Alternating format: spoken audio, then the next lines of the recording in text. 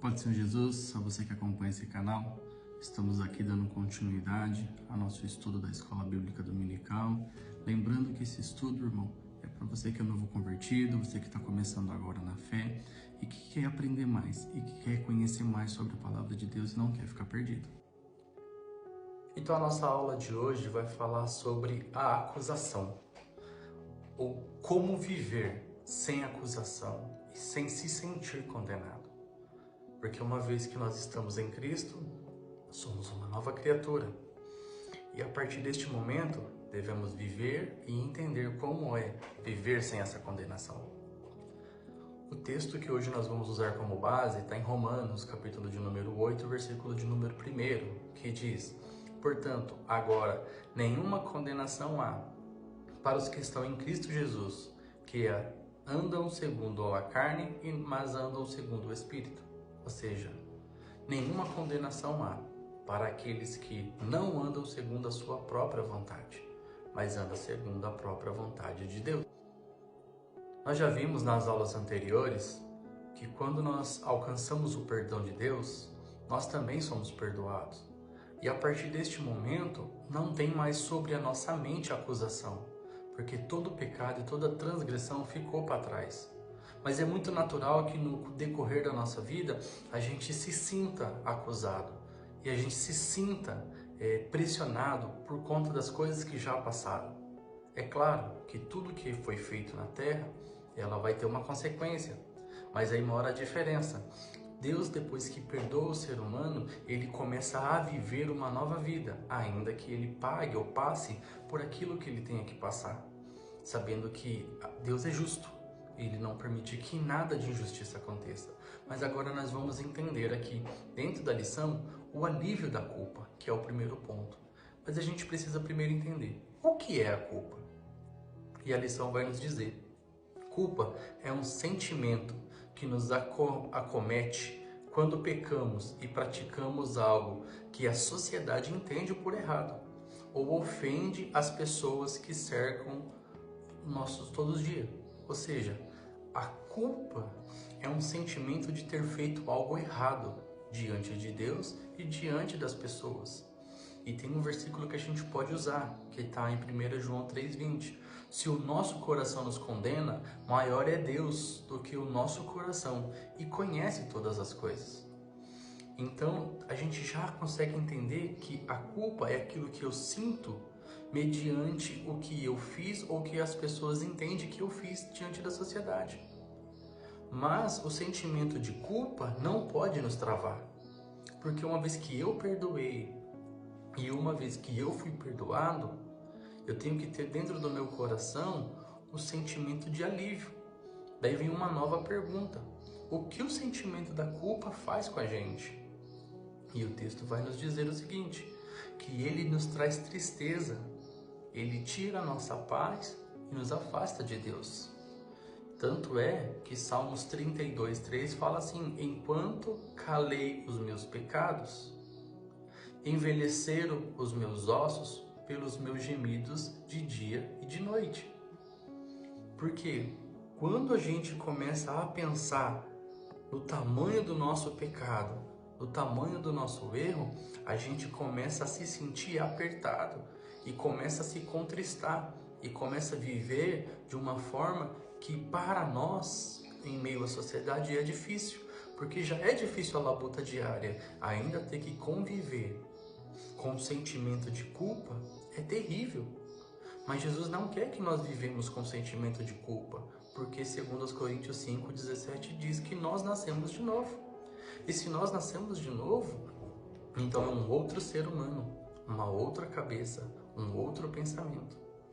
E aí o estudo vai continuar. E ele vai nos dizer assim: Satanás, ele é o acusador do homem, mas nós temos um advogado. Sabendo que o inimigo vai nos acusar de dia e de noite, sabendo que o inimigo sempre vai arrumar um jeito de nos apontar, a gente sabe que a gente tem um advogado fiel. Está lá em 1 João 2,1. Se alguém pecar, temos um advogado para com o Pai. O seu nome é Jesus Cristo, o justo. Ainda que a gente venha a errar, porque tem uma diferença, irmão, que nós já aprendemos nas aulas passadas. O pecado que a gente comete sabendo se chama iniquidade. Eu cometi sabendo, o erro eu cometi sabendo. Mas o pecado é um deslize, é uma falha. Então eu falhei, eu cometi um deslize que é natural, eu sou um ser humano, eu vou errar. Mas todas as vezes que eu reconheço o meu erro e peço perdão e não volto mais lá, como Jesus falou, vai e não peques mais. Quando Jesus disse isso, ele estava falando o seguinte: eu te entendo, você passou por um momento humano, mas vai e não peca mais, para que você não vive aprisionado no pecado, nem na consciência, nem na sua mente, que te faz perder tempo com coisas que já passaram, com coisas que já aconteceram. Então, já passou, já aconteceu, peça perdão, se reconcilia com quem tem que se reconciliar e siga em frente. E a revista aqui vai continuar nos dizendo que tipo de condenação que a Bíblia está considerando. Que condenação é essa? E aqui a lição vai nos dizer que a condenação eterna, ela é para um pecado sem arrependimento. Aquele que peca, sabe que está pecando e não se arrepende, ele já ganhou uma condenação eterna.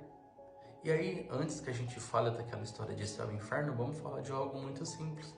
Que condenação pode ser maior do que viver sem Deus? Ou de que passar a eternidade sem Deus? Viver o afastamento de Deus. No Evangelho de João 3,18 diz: quem nele crê não é condenado, mas quem não crê já está condenado. Foi o que Deus falou para Caim. Se você pensa em fazer o bem, amém. Mas se você pensa em fazer o mal já está aí em você. A sua natureza é essa por causa do pecado. Mas Jesus veio para nos dar a vida. E para que a gente tenha uma vida melhor, para que a gente tenha uma vida mais leve, é viver em paz e em harmonia com os irmãos, como está escrito em Salmos. Então a gente precisa entender que diante da condenação, Deus fez por nós uma coisa: Ele enviou Jesus para nos liberar da culpa. Quando Jesus morreu na cruz do Calvário, Ele nos liberou da culpa. Lá em Romanos 8,1 diz: agora, pois, nenhuma condenação há para quem está em Cristo Jesus. Então a minha carne, ela vai inclinar para a carne, mas o Espírito vai inclinar para o Espírito. Mas há uma briga entre eu e a minha mente. A minha mente renovada quer orar, quer jejuar e quer ler Bíblia. Mas a minha natureza humana quer festa, farra, bagunça, que é natural. Só que agora eu sou um ser espiritual. Em Romanos 8,6 vai nos dizer que a inclinação da carne é morte, mas a inclinação do Espírito é vida e paz. Está com uma vida perturbada, difícil, não sabe o que fazer? Quer ter paz? Romanos 8,6. Inclina para as coisas do Espírito. E o que são as coisas do Espírito? É paz, longanimidade, temperança, amor próprio, fé. Está lá em Gálatas 5. Então, de uma forma muito simples, a gente já está entendendo que para a gente viver longe da condenação do pecado ou da acusação dentro da nossa mente, a gente precisa mudar a nossa mente. Mas sozinho a gente não muda. A gente precisa, então, entrar dentro da palavra, entender e viver a palavra, para que o nosso coração não sinta culpa. Então, a gente vai ver agora uma acusação do pecado versus a consciência versus viver sem culpa. É possível? É claro que é. O pecado nos acusa, a consciência nos pesa, e viver sem culpa só tem um jeito. 1 João 1,9 diz: se confessarmos os nossos pecados, Ele é fiel e justo para nos perdoar e para nos purificar de toda a injustiça.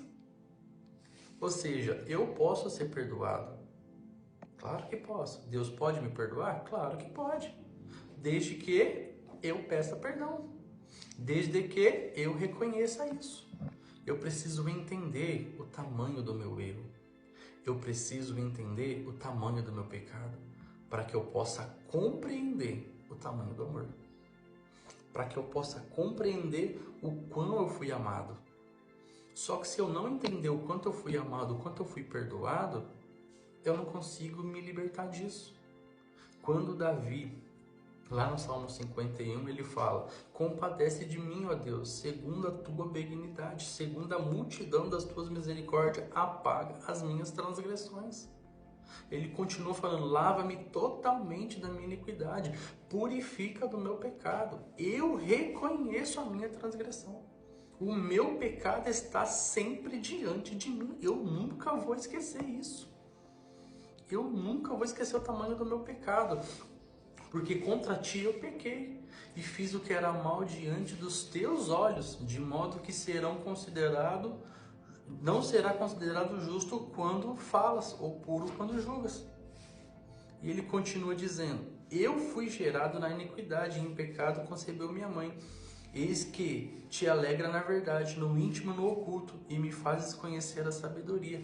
Purifica, me limpa, me transforma, me muda, me lava, para que eu seja mais alvo que a neve. Então Davi está falando para ele: cria em mim, ó Deus, um coração puro.